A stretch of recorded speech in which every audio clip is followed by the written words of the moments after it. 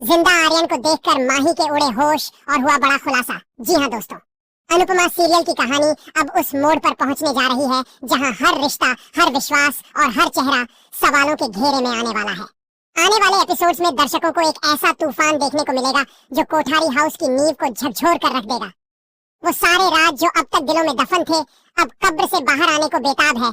और इस सब की शुरुआत होती है उस क्षण से जब एक ऐसा इंसान कोठारी हाउस में प्रवेश करता है जिसे दुनिया मरा हुआ समझ चुकी थी।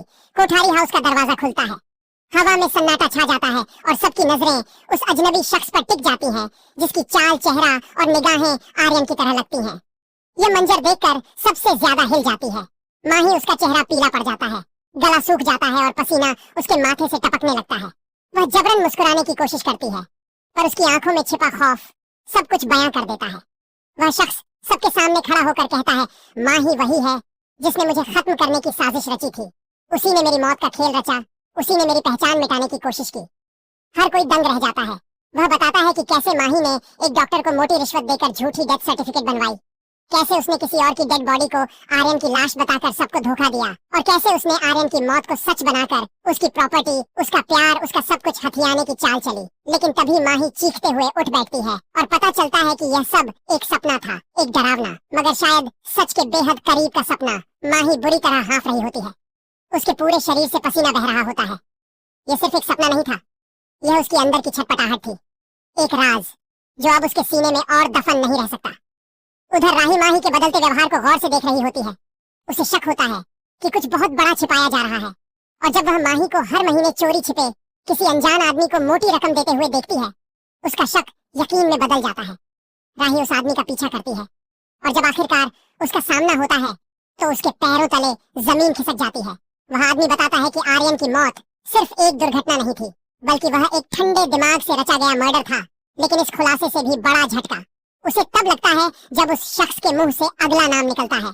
अनुज। राही की आंखें फटी की फटी रह जाती हैं। क्या अनुपमा का सबसे करीबी दोस्त, भरोसेमंद साथी अनुज इस षड्यंत्र में माही के साथ शामिल था? क्यों, कैसे जवाब मिलता है? अनुज को ब्लैकमेल किया गया था। उसके पास भी एक ऐसा राज्य था जिसे उजागर करने की धमकी देकर माही ने उसे मजबूर किया कि वह इस प्लान का हिस्सा बने। इसी बीच कहानी में होता है एक और धमाका। आर्यन का जुड़वा भाई अभिराज सामने आता है। वह बताता है कि आर्यन की मौत से पहले ही उसे कुछ शक हुआ था और इसलिए उसने चुपचाप सबूत जुटाने शुरू कर दिए थे। अभिराज की एंट्री एक ऐसा भूचाल लाती है जो माही की हर चाल, हर परत को उधेड़ने लगता है।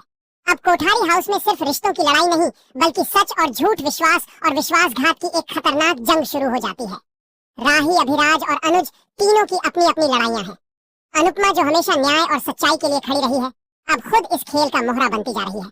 वही माही जो अब तक सिर्फ एक चालाक महिला के रूप में दिखती थी, धीरे धीरे एक खतरनाक अपराधी में बदलती जा रही है।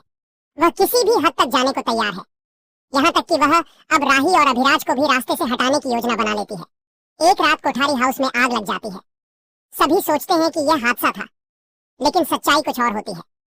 यह आग राही और अभिराज को खत्म करने के लिए माही ने लगवाई थी, और जब सबको पता चलता है कि आग में अनुज भी झुलस गया है तो अनुपमा पूरी तरह टूट जाती है। लेकिन यही वह मोड़ है जहां अनुपमा एक बार फिर खुद को संभालती है। वह माही के खिलाफ खड़ी होती है। अब यह सिर्फ राही और माही की लड़ाई नहीं, बल्कि अनुपमा बनाम माही की लड़ाई है, जहां एक तरफ है सच्चाई और दूसरी तरफ है धोखे, लालच और अपराध का जाल। अब सवाल यह नहीं है कि माही की सच्चाई सामने आएगी या नहीं, अब सवाल यह है कि माही कितने लोगों को तबाह करेगी। खुद को बचाने के लिए क्या अनुपमा माही को कानून के कटघरे तक ले जा पाएगी? क्या अभिराज अपने भाई आर्यन की मौत का बदला ले पाएगा? क्या अनुज की जान बचेगी या उसका नाम भी माही की साजिशों में हमेशा के लिए दफन हो जाएगा?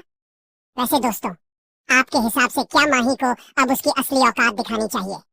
यदि हाँ, तो कमेंट में यस लिखें, और यदि नहीं तो कमेंट में नो।